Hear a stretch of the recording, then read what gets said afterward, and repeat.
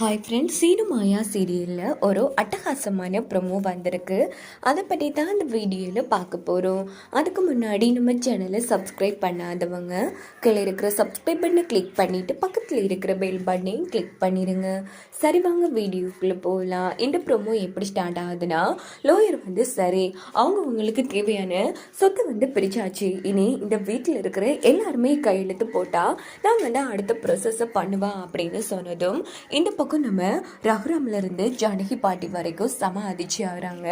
உடனே நம்ம சிவா இல்லைன்னு நான் இந்த கையெழுத்து போட மாட்டேன் அப்படின்னதும், இங்க பாருங்க எல்லாரும் என் பேச்சு மதிக்கிறது உண்மையா இருந்தா ஒழுங்கா கையெழுத்து போடுங்க அப்படின்னதும், யாராலையும் எதுவுமே பண்ண முடியல.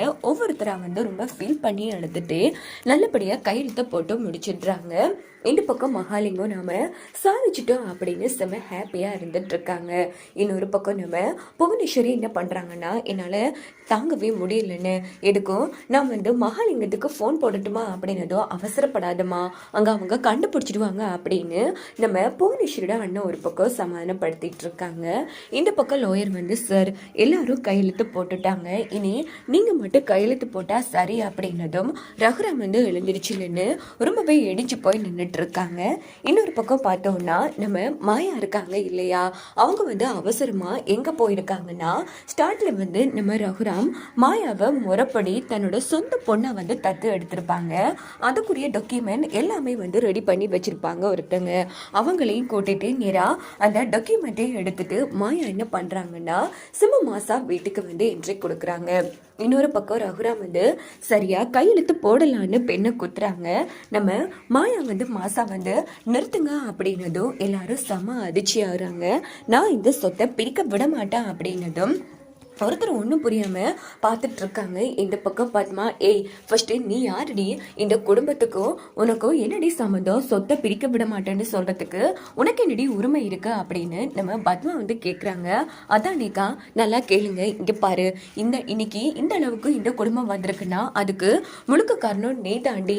பெருசா ஏதோ உன்னோட சொத்து மாதிரி சொத்தை பிரிக்க விட மாட்டேன்னு சொல்லிட்டு இருக்கேன். இங்க பாரு, நீ பிரிக்க கூடாதுன்னு சொன்னா நாங்க என்ன பிரிக்காம விட்டுருவோமா என்ன? இங்க பாரு, ரகுராம் மாமா கையெழுத்து போட்டா எல்லாம் செல்லுபடி ஆயிடும். இடையில தடுத்து நிறுத்துறதுக்கு நீ யாரடி? இங்க பாருங்க மாமா, டைம் ஆச்சு, நீங்க கையெழுத்து போடுங்க அப்படின்னதும், இந்த பக்கம் நம்ம ரகுராம் அமைதியாவே இருந்துட்டு இருக்காங்க.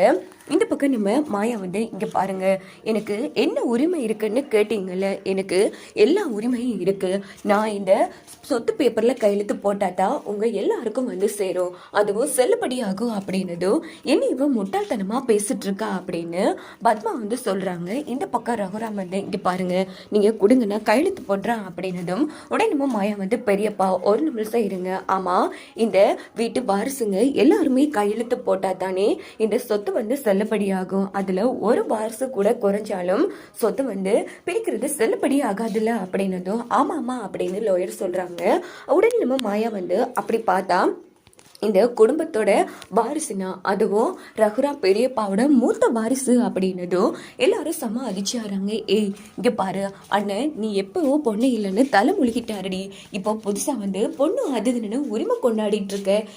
சும்மா அலம்பாமே இங்க இருந்து கிளம்பு அப்படின்னதும், இந்த பக்கம் நம்ம மாயா இங்க பாருங்க சார், என்ன ரகுராம் பெரியப்பா அவரோட சொந்த பொண்ணை தத்தெடுத்ததுக்குரிய எல்லா ஆதாரமும் இந்த டாக்குமெண்ட்ல இருக்கு பாருங்க அப்படின்னதும், லோயர் படிச்சு பார்த்துட்டு, ஆமாமா இந்த டாக்குமெண்ட் செல்லுபடி ஆகும். அப்படி பார்த்தா ரகுராமோட மூத்த வாரிசு இந்த பொண்ணு மாயாதான், அவங்களும் இந்த சொத்து பேப்பர்ல கையெழுத்து போட்டா மட்டும்தான் இந்த சொத்து செல்லுபடி ஆகும் அப்படின்னதும் எல்லாரும் செம அதிர்ச்சி ஆறாங்க. அது எப்படி சார், தத்தெடுத்தா எங்க அண்ணனோட சொந்த பொண்ணா ஆயிடுமா? என் அண்ணனுக்கு நம்பிக்கை துரோகம் பண்ண துரோகி சார் இவ, அதனால இவளுக்கும் இந்த குடும்பத்துக்கும் எந்த சம்மந்தமும் இல்லை அப்படின்னதும், இந்த பக்கம் மாயா, இங்க பாருங்க சார், நான் இவங்க பையனோட பையனோட பொண்டாட்டி, என் பெரியப்பாவோட மூத்த வாரிசு, அதுக்குரிய ஆதாரமும் பார்த்துட்டீங்க. ஒரு வாரிசு கையெழுத்து குறைஞ்சா கூட சொத்து செல்லுபடி ஆகுதுன்னு நீங்க தானே சொன்னீங்க. அப்படி பார்த்தா நான் பெரியப்பாவோட வாரிசு, அதனால நான் கையெழுத்து போட மாட்டேன். இந்த சொத்து பிரிஞ்சு இந்த குடும்ப பிரிவுறதுல எனக்கு இஷ்டம் இல்லை அப்படின்னதும், பத்மாவும் பார்வதியும் செம அதிர்ச்சி ஆகுறாங்க. என்ன பண்றேன்னு புரியாம தவிச்சிட்டு இருக்காங்க. என்னடா பேசிட்டு இருக்கேன், இங்க பாருங்க சார், மாமா கையெழுத்து போட்டுருவாரு, நீங்கள் சொத்தை கொடுத்துருங்க அப்படின்னதும், இல்லைம்மா மன்னிச்சிருங்க, இங்கே பாருங்க இந்த பொண்ணு வாரிசுங்கிறதுக்குரிய எல்லா ஆதாரமும் இருக்கு. இது கோர்ட் கேஸ்ன்னு போயிடுச்சுன்னா என்னோட வேலைக்கு தான் ஆப்ப வரும். அதனால நீங்க குடும்பமா ஒன்று கூடி ஒரு நல்ல முடிவெடுங்க. முக்கியமா மாயாவும் கையெழுத்து போட்டா மட்டும்தான் இந்த சொத்து செல்லுபடியாகும் அப்படின்னுட்டு லோயர் வந்து எழுந்திருக்கிறாங்க. அண்ணன் என்னென்ன பார்த்துட்டு இருக்க சொல்லு அப்படின்னதும், இந்த பக்கம் மாயா வந்து இங்கே பாருங்க, பெரியப்பா சொன்னாலும் சரி நான் இந்த சொத்து பிரிக்கிறதுல சம்மதிக்கவே மாட்டேன் அப்படின்னுட்டு மாயா வந்து சொல்லிட்டு இருக்காங்க. இந்த பக்கம் லோயரும், இங்கே பாருங்கம்மா குடும்பமாக நீங்கள் பேசி ஒரு முடிவெடுத்து சொல்லுங்க, அப்புறமா நான் பார்த்துக்கிறேன் அப்படின்னுட்டு லோயர் அங்கேருந்து நம்ம பத்மாவும் பார்வதியும் சொல்ல கேட்காமலே கிளம்பிடுறாங்க. இன்னொரு பக்கம் ஜானகி இங்கால ரமணி பாட்டி சீனுவெல்லாம் ரொம்ப சந்தோஷப்படுறாங்க. மாயா ரொம்ப நன்றி அப்படின்னதும், கவலைப்படாதீங்க பெரியம்மா, நான் இருக்க வரைக்கும் இந்த சொத்தை பிரிக்க விட மாட்டேன் அப்படின்னு மாயா ரொம்ப சந்தோஷப்படுறாங்க. இந்த பக்கம் நம்ம ரகுராம் எதுவுமே பேசாம அங்கிருந்து அமைதியா போயிடுறாங்க. என்ன நீ மாமா எதுவுமே பேசாம அமைதியா போயிட்டாருச்சே, கடைசியில இந்த மாயா வந்து எல்லாத்தையும் கெடுத்துட்டாளே, இவன் இந்த வீட்டில் இருக்க வரைக்கும் நம்மளால எதுவுமே பண்ண முடியாது, அதுவும் அவளோட கையெழுத்து இல்லைன்னா சொத்தையும் பிரிக்க முடியாதுன்னு சொல்லிட்டாரே அண்ணா அப்படின்னு பத்மா ஒரு பக்கம் ரொம்ப வருத்தப்படுறாங்க. இந்த பக்கம் மகாலிங்கம், நம்ம என்னதான் ஃபர்ஸ்ட் வந்து நல்லா செஞ்சாலும் கடைசியில இந்த மாயா வச்சு அசிங்கப்படுத்திடுறாளே, இப்போ என்ன பண்றது அப்படின்னு புரியாம மகாலிங்கம் ஒரு பக்கம் செம டென்ஷன் ஆகுறாங்க. இந்த பக்கம் மகாலிங்கம் நேரா புவனேஸ்வரிக்கு ஃபோன் அடிக்கிறாங்க. என்ன லிங்கம் சொத்து பிரிச்சாச்சா, அந்த ரகுராம் குடும்பம் தெருவுக்கு வந்துட்டா சொல்லுங்க, யார் யாரும் அடிப்படிப்பட்டு வீட்டை விட்டு பிரிச்சு போனாங்க சொல்லுங்க அப்படிங்கிறது. எங்கங்க கடைசியில் அந்த மாயா வந்து எல்லாத்தையும் கெடுத்துட்டான் அப்படின்னதும் புவனேஸ்வரி அதிர்ச்சி ஆறாங்க. உடனே லிங்கம் நடந்த எல்லா விஷயத்தையுமே புவனேஸ்வரி கிட்ட சொல்றாங்க.